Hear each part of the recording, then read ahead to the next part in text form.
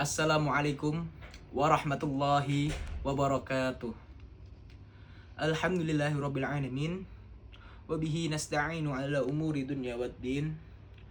Wassalatu wassalamu ala asrafil anbiya'i wal mursalin. Sayyidina Muhammadin wa ala alihi wa sahbihi ajma'in. Amma ba'du.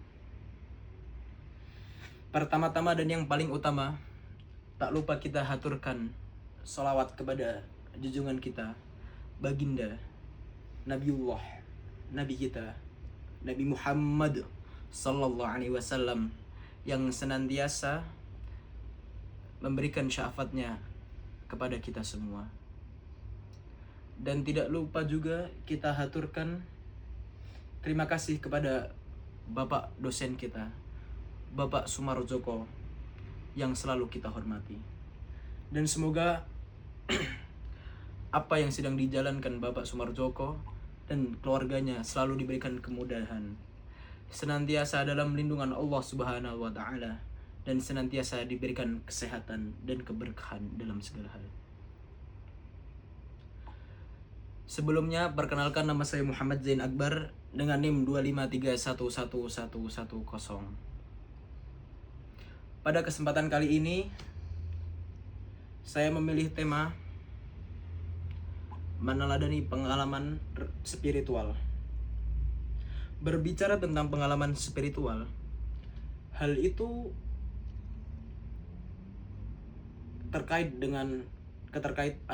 ada keterkaitan dengan latar belakang saya yang seorang santri.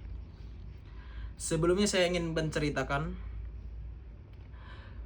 saya sudah menjadi santri saat saya kelas 5 SD. Dan saya menjadi santri itu kurang lebih 10 tahun.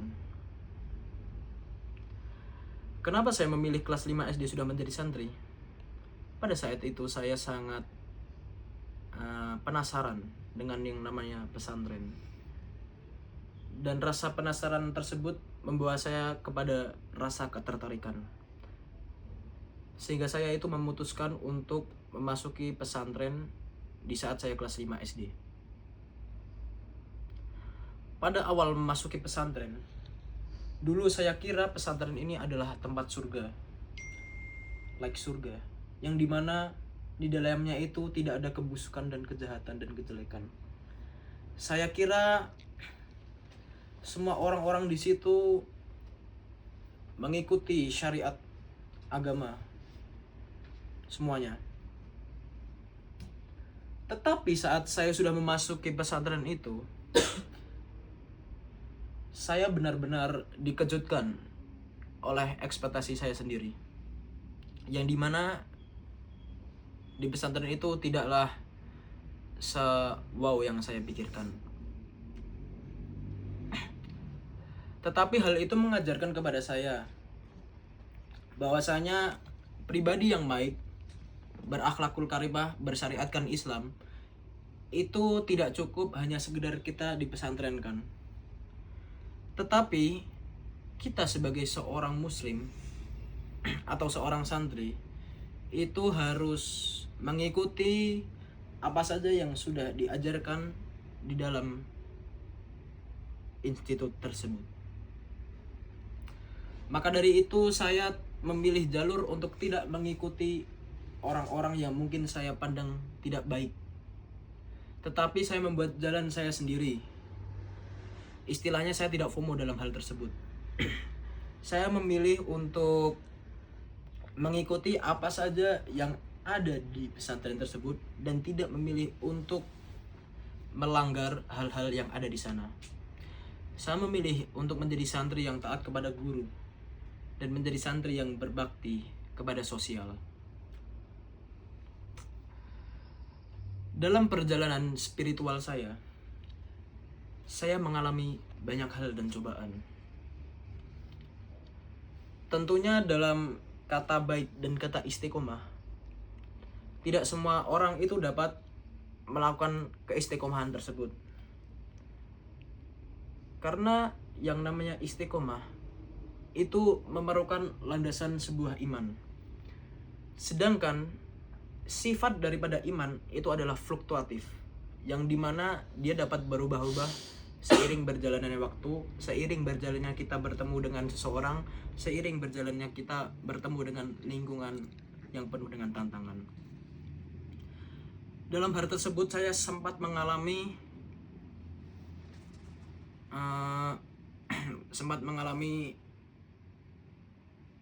niatan yang buruk, yaitu dengan melanggar hal-hal yang sudah dilarang di pesantren saya.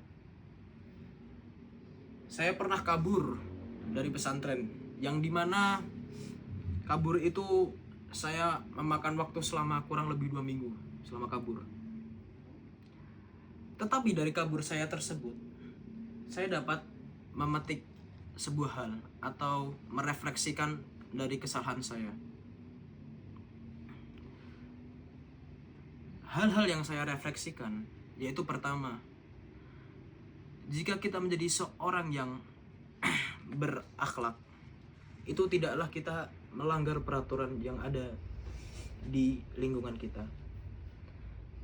Hal yang kedua, kita harus senantiasa menghormati orang tua dan guru kita.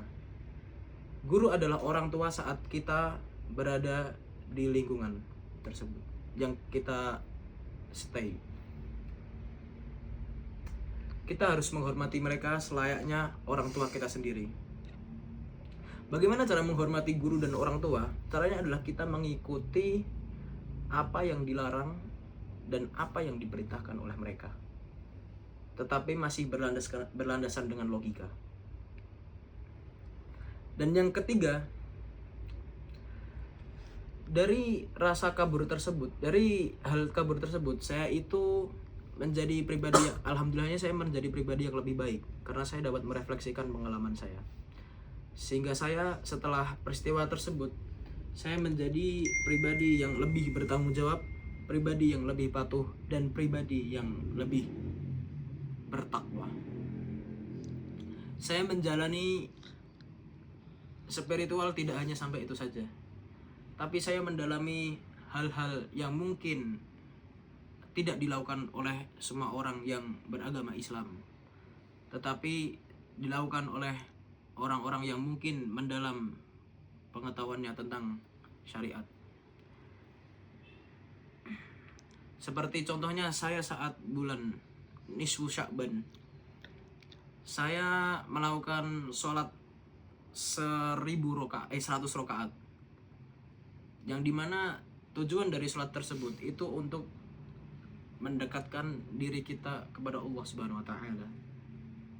Sebenarnya masih banyak lagi pengalaman spiritual saya, tetapi di sini saya ingin ilmu padi saja, yang dimana semakin dia berbuah, semakin dia menunduk.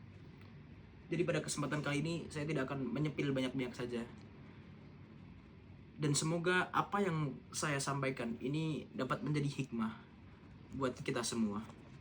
Dan kesimpulan daripada yang saya sampaikan adalah, ketika kita melakukan suatu hal, melakukan suatu aktivitas, menjalani kehidupan, kita harus senantiasa merefleksikan pengalaman dari sesuatu yang kita lakukan tersebut. Dengan kita merefleksikan, kita akan mempelajari suatu hal yang dimana hal tersebut itu bisa menjadi lebih bermanfaat dan lebih berguna dalam hidup kita. Dan kita mesti harus menjadi orang yang berakhlakul karimah. Mungkin cukup sekian dari saya. Apabila ada salah kata, saya mohon maafnya.